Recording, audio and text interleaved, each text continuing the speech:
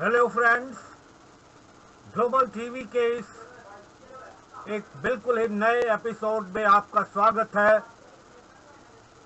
और अब जब एक ऐसा माहौल बनता जा रहा है पूरी दुनिया में, भारत और भारतीय लीडरशिप जिसका नेतृत्व प्रधानमंत्री श्री नरेंद्र मोदी कर रहे हैं, वो अचानक ही बहुत ही महत्वपूर्ण हो गई है।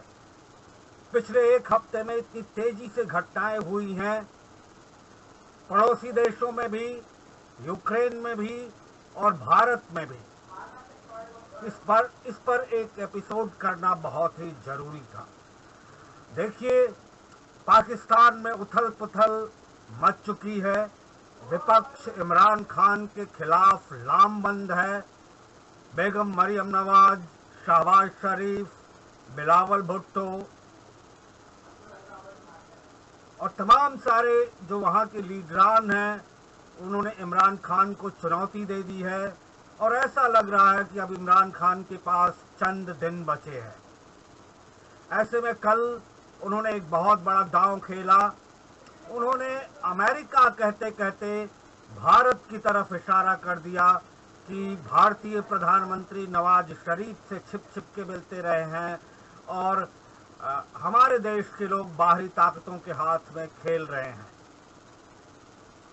बात सिर्फ इतनी ही नहीं है, उन्होंने अमेरिका को भी कहा कि अमेरिका हमें यानी इमरान खान को ऐसी बातें कह रहा है जिससे लगता है कि उनको गद्दी छोड़ने के लिए मजबूर किया जा रहा है।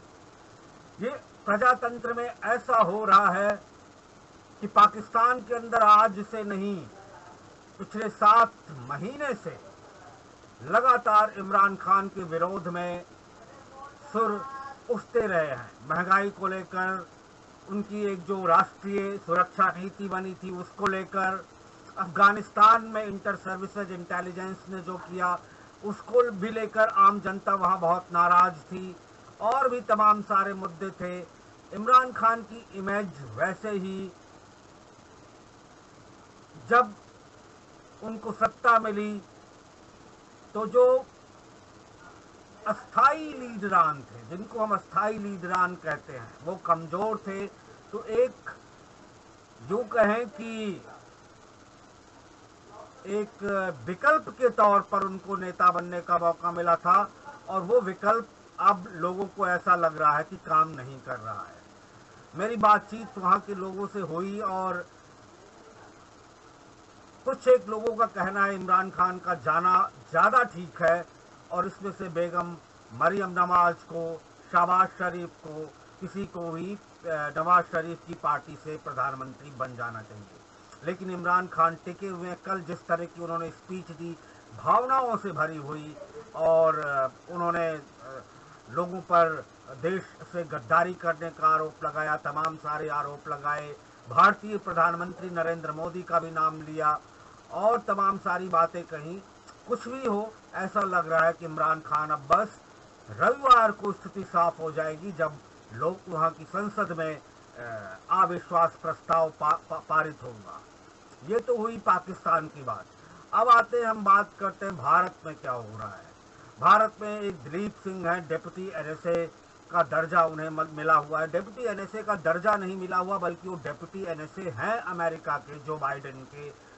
वो आए और उन्होंने अपने दूसरे दिन के दौरे के दौरान उन्होंने ये कह दिया, एक तरह से धमकी भरा, कि भारत अब ये सोच ले उसे किसकी तरफ रहना है, उसकी मदद करने रूस अब नहीं आएगा।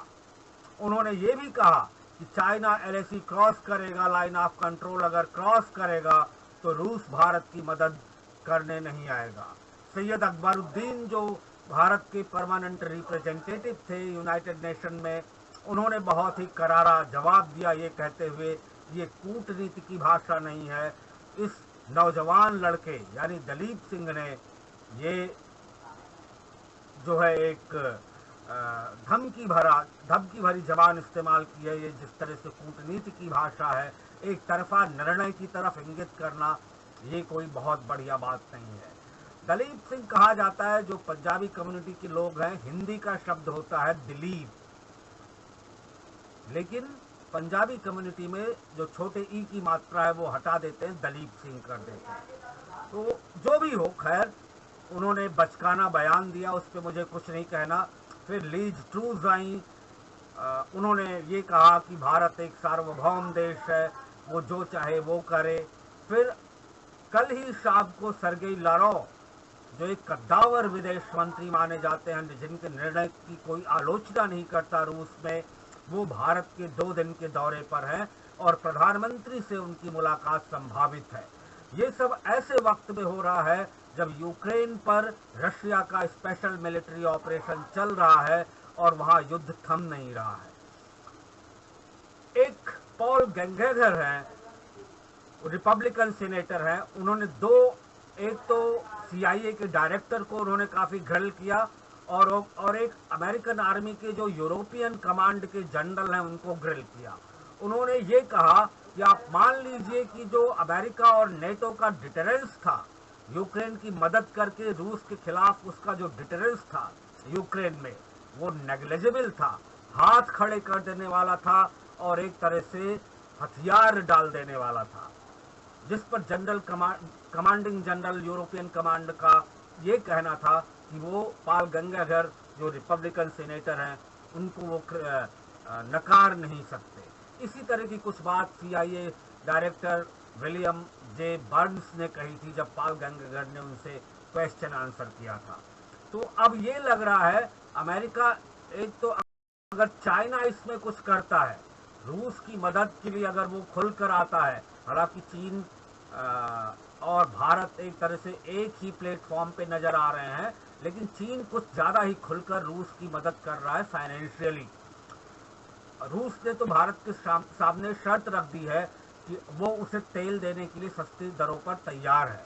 तो भारत की तमाम सारी एनर्जी की जरूरतें, जो बढ़ी हुई पेट्रोल की कीमतें, सब कंट्रोल में हो जाएंगी अगर भारत रूस से पेट्रोल और डीजल लेने लगे। एनर्जी की और जो सोर्सेज है, फ्यूल और जो तमाम तरह के फ्यूल्स होते हैं। लेकिन साथ ही चीन पूरी तरह से सपोर्ट कर रहा है, फाइनेंशियली भी सपोर्ट कर रहा है रूस को। लेकिन ऐसे में जो भविष्य में होगा, अगर नेटो और US का डिटरेंस होता है, तो आप ये मानिए कि एक युद्ध भारतीय महासागर में भी लड़ा जाएगा, साउथ चाइना सी में भी लड़ा जाएगा और ताइवान में भी लड़ा जाएगा, और दूसरी तरफ यूरोप पे युद्ध चलता रहेगा।